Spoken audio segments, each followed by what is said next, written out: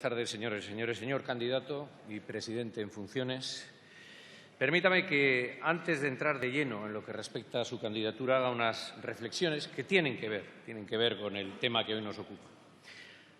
Hay que reconocer que es usted único, señor Rajoy, en gobernar sin Parlamento, tirar adelante, ignorar al legislativo, la división de poderes y haciendo, en momentos determinados, de su capa un sayo. Pasaron sus más de 4 años de legislatura sin hacer ni caso a la oposición, basándose en su mayoría absoluta, aprobando por decreto ley decenas de materias que no se le habría ocurrido ni al más conspicuo de los padres de la Constitución que pudieran ser objeto de un instrumento como el decreto ley, creado para casos excepcionales y que, desde luego, la Carta Magna no cita. Ha llegado a aprobar no 4, sino 5 presupuestos en una legislatura de 4 años. Y después, desde que dejó de tener esa mayoría absoluta y con la excusa de estar en funciones, yo no digo que sea por su voluntad, pero con la excusa de estar en funciones, lleva gobernando 10 meses sin ningún tipo de control parlamentario. Se supone que la vida sigue, la crisis económica sigue estando ahí y el Gobierno va tomando decisiones, o dejando de tomarlas, produciendo unos efectos concretos en cuanto al impulso de la actividad productiva, el mantenimiento del empleo, el estado de bienestar, pero a su Gobierno no se le puede preguntar nada. Sus ministros, cada vez menos, por cierto, no se dignan a acudir al Parlamento a las sesiones de control o a contestar preguntas por escrito. O sea, que usted hace y deshace y los demás no podemos saber si está actuando dentro del ámbito que el hecho de estar en funciones le atribuye o si se ha excedido. Ni podemos decirle que en este tránsito en funciones debe actuar de una manera o de la otra al tomar determinada decisión. Y, sin embargo, el Parlamento es hoy la única instancia que representa legítimamente la expresión popular, porque un Gobierno en funciones no la representa. Y encima tiene los bemoles de decir que este Parlamento no puede controlarles porque pertenece a una legislatura distinta a la que les eligió. ¿A quién representa usted desde hace 10 meses para negarse al control parlamentario? Es increíble, 10 meses sin control parlamentario en un país europeo y no pasa nada. Y luego dicen a los catalanes que están actuando fuera de la legalidad. 2 palabras también para el Tribunal Constitucional, que corre como si le fuera la vida en ello, en cuantas ocasiones ha sido requerido por un Gobierno en funciones para enfrentarse al Parlamento catalán, pero al que no le corre prisa para resolver sobre el control parlamentario que pueden ejercer las Cortes. ¿Están de vacaciones? Es lo último que he oído. Pues mientras están de vacaciones, tienen a la representación popular del Estado con las manos atadas para ejercer su labor, como si este hecho no pusiera más en cuestión que cualquier otro la falta de vigencia de la propia Constitución que dicen defender. España defiende la Constitución cuando le conviene al que manda y para lo que les interesa a algunos, para los intereses de aquellos que representan el cuore del sentido patrio. Sus líneas pueden ser retorcidas, como la plastilina. Al resto, a los que no son de la Liga Patriótica Española, a eso sí se les aplica la legislación vigente como al indiferente. Y en este caso es el Tribunal Constitucional, de nuevo, con su desidia, quien lo está consintiendo. Y luego nos hablan de legitimidad, neutralidad y derecho. En Euskadi, Cataluña ha perdido cualquier pátina de neutralidad que hubiera podido tener. Señor candidato, ayer hizo un discurso que yo personalmente no esperaba. Me sorprendió desagradablemente y me ha dejado preocupado. Fue un discurso, en mi opinión, rancio e irresponsable, considerando que es usted un candidato con un grupo parlamentario que no goza de la mayoría absoluta y que con los escaños que parece haber sumado no es suficiente para su investidura. Parecería lógico pensar que su discurso debería estar, trufado con más o menos menciones a asuntos que interesan a esos grupos parlamentarios de quienes requiera solicitar sus votos. Desde luego es evidente que nuestro voto no lo buscó. Usted cree que todos estamos obligados a socorrer su candidatura, puesto que los asuntos planteados por usted son insoslayables. Dicho de otra manera, debemos actuar así por puro patriotismo. Y es que, como usted mismo dice, España es un gran país y, consecuentemente, debe estar lleno de patriotas preocupados por la unidad territorial y un poco menos por la economía, las finanzas, el mantenimiento de los servicios sociales y el cumplimiento de las obligaciones internacionales, y hasta por proteger el buen nombre del país de unas terceras elecciones que le convertirían en el hazmerreír del ámbito europeo. Este gran país, con abundantes partidos patrióticamente constitucionalistas, ahora no ya 2, sino 4, esos partidos que vertebran, que velan por el nombre y el progreso patrio, que son la garantía de la unidad constitucional y la buena marcha de España, no son capaces de ponerse de acuerdo en un mínimo, no ya para hacer un pacto de legislatura, sino tan siquiera para echar a rodar la legislatura, para poner en marcha un gobierno, por precario que éste sea. Y hete aquí que al menos hasta ayer, según numerosos agentes políticos y muchos más mediáticos, éramos los partidos nacionalistas, como el que represento, quienes debíamos soportar sobre nuestros hombros la responsabilidad de echar a andar la legislatura y mantener el gobierno, sea este el que sea. Pero no estamos hartos de oír que los nacionalistas vascos y catalanes son la expresión de una mentalidad pueblerina, egoísta, retrógrada y poco viajada, y como dijo usted ayer, poco democráticos.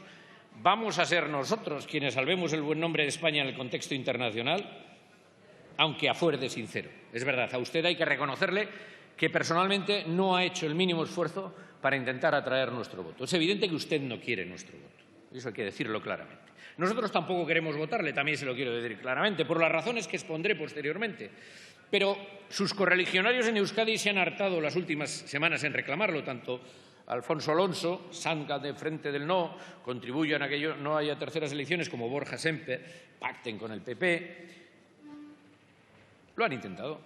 Lo que resulta más curioso es que el otro gran pilar de la estabilidad española, el Partido Socialista, se haya pasado los 2 últimos meses intentando empujar al voto nacionalista vasco y catalán hacia el PP, diciendo que PNV y Partido Democrático de Cataluña somos sus aliados ideológicos naturales. Hace falta tener cara cuando todos sabemos que Pedro Sánchez intentó llegar a la Moncloa la legislatura pasada negociando con nosotros. Tampoco se ha reprimido el señor Iglesias y su entorno, los más puros entre los puros, también patriotas españoles, según se autodefinieron, en augurar, sin duda, nuestro voto favorable a usted. Lo que nos vamos a reír todos si recibimos la llamada del líder socialista para conformar una mayoría alternativa, si como parece fracasa su candidatura, señor Rajoy. Habrá pasado el PNV en el particular daltonismo de las afinidades ideológicas del señor Sánchez y del señor Iglesias, de ser un verde azulón a ser un verde rojizo cada vez más colorado como los tonos del tomate maduro. Eso si se atreve a gobernar, claro, porque igual coger las riendas de semejante coyuntura socioeconómica no es apetecible. El tercer pilar de la unidad patria, de adalid retórico de la igualdad de todos los españoles, Ciudadanos. Ese partido capaz de cualquier contorsión con tal de estar en la pomada. Por si había alguna duda, ya les ha dejado claro que al PNV no le quieren ver en un acuerdo ni en pintura. La señora Arrimadas diciendo que Ciudadanos no aceptará que PNV Convergencia faciliten la investidura de Rajoy, o el señor Villegas asegurando que el PNV es incompatible por la distancia ideológica que nos separa. Estos son los que van a poner a vascos y catalanes en su sitio. Para eso nacieron, no para ser un partido de centro, sino un partido intransigente, defensor de una idea de España propia de otros tiempos, sin voluntad de llegar a acuerdos con los partidos políticos mayoritarios en Euskadi y Cataluña, que representan a mucha gente que simplemente ignoran, a ciudadanos que simplemente ignoran. El partido que con su presencia haría insignificantes los escaños nacionalistas vascos y catalanes. Yo diría que, visto los resultados en las 2 últimas convocatorias electorales, han logrado justamente lo contrario. No deja de resultar irónico. Pero están de suerte. Efectivamente, el PNV no nació con la vocación ni el objetivo de ser el partido que proporcionase la estabilidad a España a costa de sus principios, sino para dar cauce al reconocimiento nacional vasco y la articulación de su soberanía. Aléjese de nosotros esta responsabilidad que no nos corresponde en absoluto. Dar cauce a un gobierno que a partir del día siguiente a la investidura impulsaría iniciativas de recentralización como trofeo a exhibir por el señor Rivera. Un gobierno al que nuestros votos, 5 votos, no podrían limitar por no ser suficientes para obtener la mayoría de la Cámara. No, para eso ya están los 4 grandes partidos patriotas españoles: PP, Ciudadanos, PSOE y Podemos. Arréglense entre ustedes si es que verdaderamente piensan más en España que en sus propios intereses partidistas. Ayer, señor candidato, hizo usted una descripción de España, en mi opinión, intolerante. Para usted el problema más importante no era ni el paro, ni la economía, ni Europa, ni los recortes de su gobierno. Lo más importante, como dijo usted, es que, comillas, fíjense de lo que estamos hablando, de la unidad de España. una unidad como ustedes la entienden, excluyente e uniformizadora. Según usted, aquí solo hay una nación. Se lo voy a dejar claro porque es lo que piensa la mayoría de los vascos. Euskadi es una nación. Los vascos somos una nación a ambos lados de los Pirineos, con una lengua propia que no tiene nada que ver con la española. Para solucionar problemas de identidad nacional en el siglo XXI, nos sacó a colación la Constitución de 1812. ¿Parece bien? Pues mire, el sistema constitucional español tuvo que ser impuesto por la fuerza durante todo el siglo XIX ante las protestas constantes de diputaciones y juntas generales y culminando con un ejército de ocupación, el ejército de ocupación del norte. Nunca hemos dado el visto bueno a ninguna Constitución española, ni a la de 1978 tampoco, donde solo el 30% del censo vasco la validó. Quiero que le quede claro, no hemos dado el visto bueno a la Constitución española, aunque luego nos hemos ajustado a la legalidad, pero no hemos dado el visto bueno a la Constitución española y siempre nos vamos a rebelar ante una Constitución y un Estado que no nos reconozca como nación. Usted me habla de unidad y yo le hablo de libertad. Pero ¿qué razones podríamos tener, señor candidato, para apoyar su candidatura? Créame que las he buscado, de verdad, en su trayectoria como presidente del Gobierno y en el acuerdo que ha suscrito recientemente. Porque, señor candidato, nosotros ya le conocemos como presidente del Gobierno. ¿Por qué deberíamos apoyarle cuando ha utilizado como excusa la crisis económica para recentralizar competencias? El señor Rodríguez Zapatero modificó con usted a la limón el artículo 135 de la Constitución, convirtiéndose el Estado en la niñera de las comunidades autónomas, que ven limitadas sus competencias económicas y financieras y, por lo tanto, su capacidad de ejercitar las políticas que les corresponden. El señor Montoro se ha convertido en una especie de superintendente que prohíbe, concede, castiga y premia a su antojo. ¿Por qué tenemos que apoyarle, señor candidato, cuando ha sido quien ha aprobado la Ley de Autoridad Fiscal Independiente, Ley de Unidad de Mercado, el Decreto Ómnibus 8/2014, que modifica más de 25 leyes de un plumazo, la Ley de Licencias Deportivas, todas ellas invasoras de competencias hasta entonces autonómicas? ¿Por qué hemos de apoyar su candidatura cuando se permite usted recurrir una y otra vez las convocatorias de la Ertzaintza destinadas a mantener sus efectivos? Simplemente porque les da la gana, a través de la Ley de Presupuestos, sin pasar por la Junta de Seguridad, que es donde debería dilucidarse cualquier problema que hubiera. Porque esto es todo un ataque a la disposición adicional primera de la Constitución. Porque la seguridad en el País Vasco entronca directamente con la disposición adicional primera. La relación foral se basa precisamente en que un gobierno, por muy español que sea, no puede, a través de una ley propia, saltarse lo que necesariamente ha de ser materia de acuerdo. Tienen usted y el señor Montoro hoy a muchas personas que no saben si podrán acceder a su empleo como ertzainas por culpa de sus maniobras. ¿Por qué habríamos de apoyarle si su Gobierno maltrata a la Ertzaintza como si fuera una policía de segunda categoría, negándole información, usurpando su posición como policía judicial natural que le otorga el estatuto, impidiéndole acudir a los foros de seguridad europeos, negándole el carácter de policía Schengen? En definitiva, tratándola como una especie de policía municipal. ¿Por qué habríamos de apoyarle entonces? ¿Por qué habríamos de apoyar su candidatura cuando mantiene un delegado del Gobierno del País Vasco que está obsesionado con interponer un recurso tras otro contra las leyes del Parlamento y las normas forales de nuestras Juntas Generales? Un personaje que machaca a los ayuntamientos vascos con un ciego celo que le lleva a recurrir cualquier resolución que haya sido adoptada en euskera, pero nunca aquella que, habiendo sido adoptada en castellano, no es traducida al euskera. Señor Rajoy, ¿por qué deberíamos apoyar su candidatura cuando todavía estamos esperando a que su Gobierno haga algo en defensa de la siderurgia vasca? Cuando todavía estamos esperando que nos contesten si han tomado en cuenta la proposición no de ley aprobada por este Congreso a instancias de mi grupo la legislatura pasada.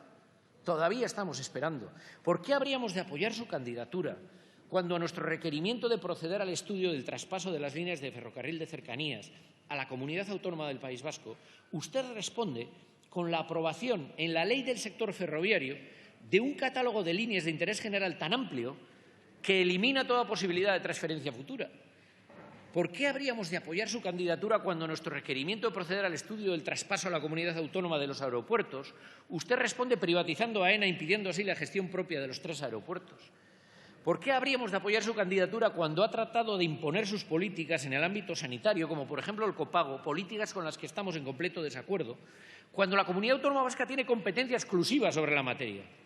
¿Por qué habríamos de apoyarle cuando aprueba una ley como la LOMCE? ¿Por qué apoyarle cuando se saltan a la torera la competencia exclusiva de Euskadi en materia educativa, basada de manera específica en la disposición adicional primera de la Constitución, y pretenden limitar nuestro sistema de enseñanza como el de otra comunidad autónoma no foral, recurriendo a nuestro currículum educativo propio?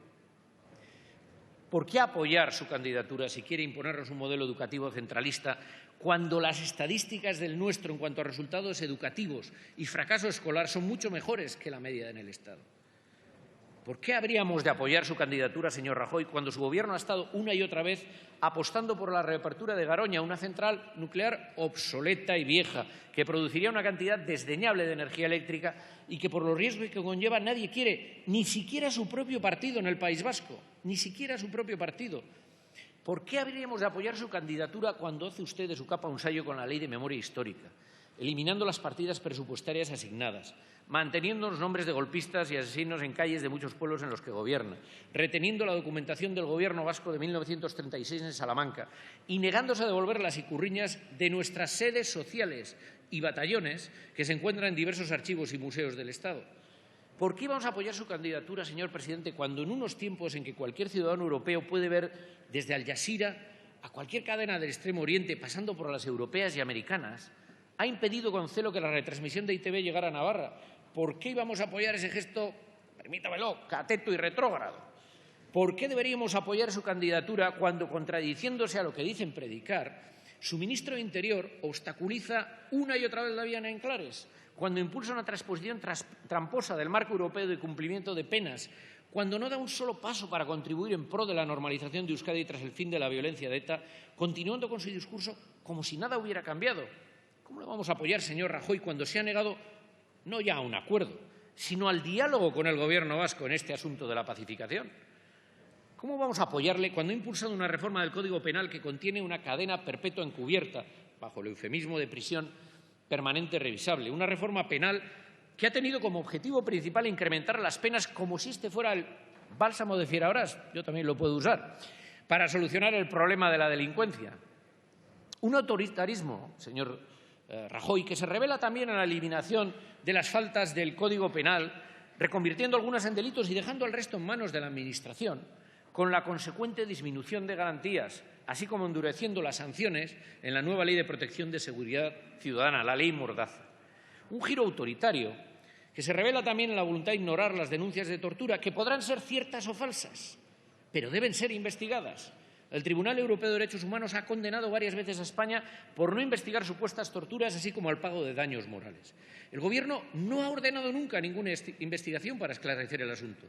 La Unión Europea les ha instado a adoptar medidas recomendadas por el Comité para la Prevención de la Tortura del Consejo de Europa y ustedes ni caso. Señor Rajoy, ¿cómo puede pretender que apoyemos su candidatura cuando la gestión que ha hecho de uno de los ejes principales de conexión europeos, el eje ferroviario atlántico de alta velocidad, ha sido de abandono y desidia? Se ha negado a darnos datos ciertos de la evolución de los trabajos y compromisos que ustedes mismos habían fijado. Nos han llegado a ningunear enviándonos nuestras propias intervenciones en los diarios de sesiones como contestación a datos concretos que les solicitábamos. ¿Qué hemos conocido por fin a través del Boletín Parlamentario de Economía y Presupuestos? Que, como sospechábamos, su apuesta por las inversiones del Estado en Euskadi era mucha palabra y pocos hechos. La única partida reseñable en el presupuesto 2015 en cuanto a inversiones estatales en Euskadi era la de Adif. Pues bien, de los 221 millones que se tenía previsto gastar, solo se han gastado 57, es decir, el 27,1% de lo previsto. O sea que de cada 4 euros que el PP del País Vasco iba anunciando bombo y platillo que se iban a gastar, solo gastaban 1, el resto a la buchaca del Estado. ¿Cuál es la situación del proyecto? ¿Qué plazos tenemos para finalizar la Y vasca? El 2019, que machaconamente repetía la exministra Pastor, ya no se lo cree ni ella. ¿Y qué decir de la ley de cupo? Va a acabar el periodo de lo que tendría que haber sido la ley quinquenal 2012-2016 y aún no se ha aprobado, sin que se haya liquidado tampoco el periodo de la ley anterior. Y no será porque no se les haya pedido. De las negociaciones para la ley quinquenal 2007-2021 no hay ni rastro ni se las espera. Esto no es serio. ¿Por qué deberíamos apoyarlo si sigue vaciando la hucha de la seguridad social sin buscar ningún consenso parlamentario para asegurar la viabilidad de las mismas? Ahora, por fin, el otro día lo oímos que iba a convocar el Pacto de Toledo. ¿Por qué deberíamos apoyarle cuando se niega el traspaso de las pensiones vascas a Euskadi, a pesar de la competencia en cuanto a la gestión del régimen económico de la seguridad social que corresponde a la comunidad autónoma según el Estatuto? Y no diga que son deficitarias, también lo son a nivel del Estado, mucho más. Traspáselas y ya asumiremos nosotros el riesgo. Seguro que estarán mejor gestionadas y aseguradas. ¿Por qué vamos a apoyarle, señor candidato, si su política económica no ha sido la más adecuada ni en términos sociales, ni en términos de reforma de las bases económicas del Estado? No apoyamos un modelo basado en la deflación salarial y la precariedad laboral, bajos salarios, despido barato, sino que debemos encaminarnos a un modelo de mayor valor añadido, un modelo que se sustente sobre la innovación, la formación, la inversión pública. Es necesario un aumento de la productividad y para ello es fundamental un nuevo modelo de crecimiento. Para que esto sea así, nada o muy poco se ha hecho en 5 años. En efecto, el problema de fondo de la economía española es la baja productividad. El empleo crece al ritmo del PIB. Luego, el aumento de la productividad es nulo. Para 2017, son sus datos, se proyecta, y también del FMI, se proyecta un aumento del PIB del 2,3% y seguro un aumento del empleo del 2,36%. Lo mismo, sin productividad es imposible mejorar los salarios y crear empleos cualificados. El contexto económico internacional hace que todos los indicios proyecten una ralentización de la economía española para el año 2017. No puede fiarse todo a la inversión privada. Es necesario un aumento de la inversión, tanto en obra pública como en I+D+I. Y Europa sigue en sus 13. Las únicas recetas que llegan siguen siendo las del recorte. No contempla la incentivación económica. Y usted no parece dispuesto a enfrentarse a ese planteamiento. Ya nadie habla de aquel cuento de la derecha llamado, se lo recuerdo yo cada vez que subo a esta tribuna, Plan Juncker, ¿no? Señor presidente, que iba a reactivar la economía por encima de los ajustes. ¿Dónde ha quedado? ¿Su gobierno en funciones lo ha reclamado? ¿Qué gestiones ha hecho en concreto? Usted me dirá que se han hecho grandes progresos, pero como dijo Alfred Montaper, no confunda movimiento con progreso. Un caballito de balancín se mueve, pero no avanza nada.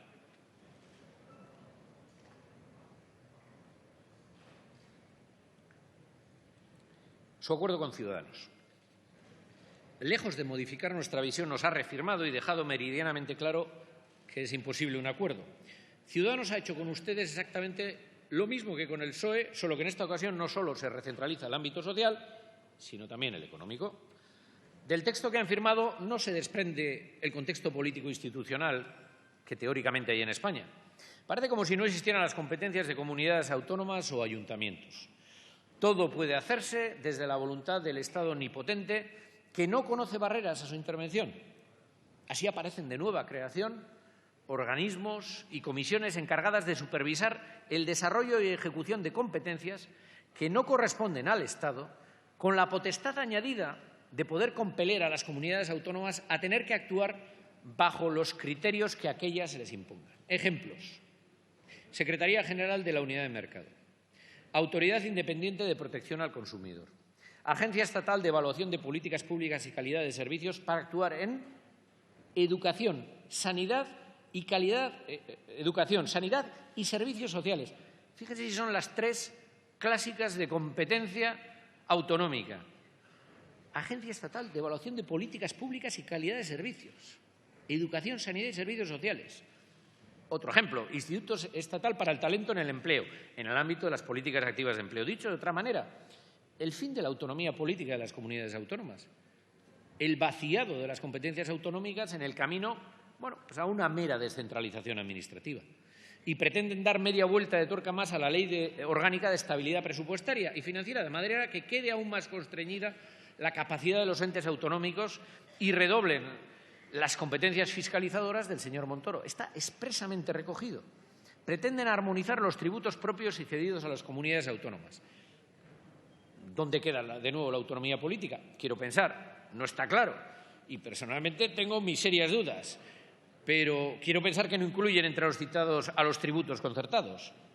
Quieren cargarse la autonomía fiscal y financiera. En definitiva, quieren proseguir la vía centralizadora ya adoptada en la legislatura anterior, pero de manera reforzada, sin cambiar la Constitución ni los estatutos de autonomía. Lo que podríamos comparar a una amputación de un miembro con anestesia, eso sí, para que parezca amable y no te des cuenta, pero el resultado es la amputación, aunque después de su discurso de ayer me dio la sensación de que iban a sacar el hacha a la vikinga.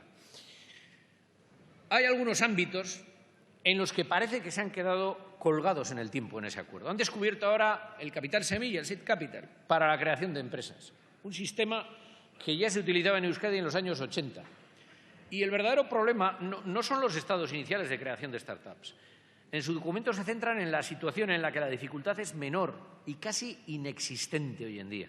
En estos momentos, la principal dificultad se encuentra en financiar la continuidad de muchos proyectos, en etapas intermedias previas a la consolidación.